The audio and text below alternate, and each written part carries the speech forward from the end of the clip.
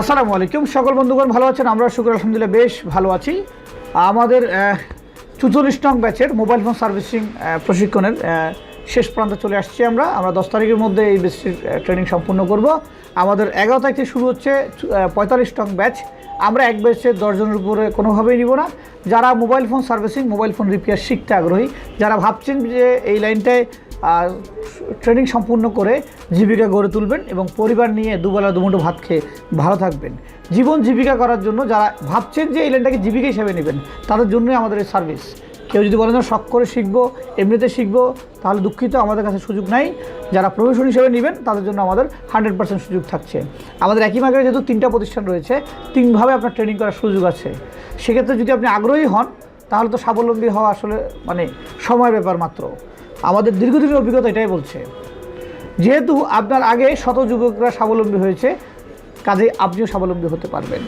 আমরা শুরু করতে যাচ্ছি 45 নং ব্যাচ। এর আগে আমরা 43টা কমপ্লিট করেছি, 44টাও 10 তারিখের মধ্যে কমপ্লিট হয়ে যাবে। সেক্ষেত্রে একটা আশ্বাস বা বিশ্বাস আমরা দিতেই পারি যে এখান থেকে সম্ভব। বিশ্বাস মোবাইল ফোন ইনস্টিটিউট, চট্টগ্রাম শহরে রিয়াজউদ্দিন বাজার নিউ মার্কেট এলাকার মধ্যে, এবং যেখানে মোবাইল মার্কেট, মোবাইল সম্বলিত যে সমস্ত পার্টস চিটাগং শহরে পাওয়া যায়, সেই নাভি কেন্দ্রে আমাদের প্রতিষ্ঠান। আমরা বিভিন্ন জায়গায় প্রতিষ্ঠানটাকে সেন্ড করতে পারতাম, আমাদের কস্টটা অনেক কমে যেত, বাট আমরা চেঞ্জ করি না একটা কারণে, সেটা হচ্ছে স্বাবলম্বীর জন্য। অন্য মার্কেটে যখন আমরা চেঞ্জ করব, আমাদের স্বাবলম্বীর মাত্রা শূন্যতে এসে দাঁড়াবে। কারণ এই লাইনটা হচ্ছে প্র্যাকটিক্যাল জগৎ। যদি সাথে সার্ভিসিংয়ের দোকান না থাকে, সার্ভিসিংয়ের প্রেক্ষাপট না থাকে, তাহলে আসলে কাজ শিখে স্বাবলম্বী আপনি হতে পারবেন না। আমি যতই বলবো স্বাবলম্বী হতে পারবেন না আপনি। যেমন আজকে আমাদের কাছে একটা ফোন আসছে, এই ফোনটা আমাদের কাছে ফ্ল্যাশের জন্য আসছে। এটা কি প্রবলেম ছিল? প্যাটার্ন লক ছিল না? আমার প্যাটার্ন লকের জন্য কী করেছি? হ্যান্ড রিসেট মারছি না? এখন কি আছে দেখছেন? গুগল অ্যাকাউন্ট চাচ্ছে। কি যাচ্ছে? Google account. মানে আমরা নিয়েছিলাম কি জন্য? প্যাটার্ন লকের জন্য। এখন আসছে কি? আমরা কি গেস করতে পেরেছি যে গুগল অ্যাকাউন্ট থাকতে পারে? গেস করি নাই। তো রিসেট দেওয়ার পরে গুগল অ্যাকাউন্ট চলে আসছে। যদি এটা ডাউনলোড মোডে দেখা যায়, এখন আপনি দেখতে পারবেন। কোথায় দেখেন, এই কাজটা করার আগে আমরা একটা মিসিং করেছি। মিসিংটা কি আমরা চেক করি নাই। দেখেন ডাউনলোড মোডে 2 নম্বর সিরিয়াল লেখা আছে, দেখেন FRB লক অন আছে।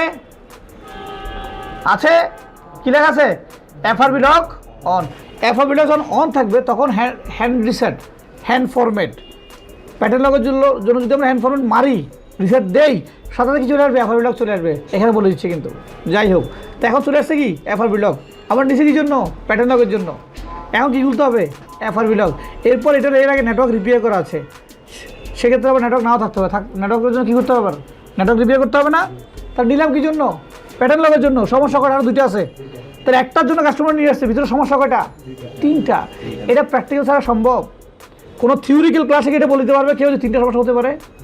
প্র্যাকটিক্যাল আসছেই তো আমরা বুঝতে পারতেছি, তাই না? এই জন্য হচ্ছে প্র্যাকটিক্যাল থাকতে হবে। এই জগৎটা প্র্যাকটিক্যাল ছাড়া কোনো বিকল্প নাই। আমরা অনেককেই আমাদের সাথে নারাজ যে শুধু ট্রেনিং সেন্টার চালিয়ে তারা সমস্যা জমতে পারছে না।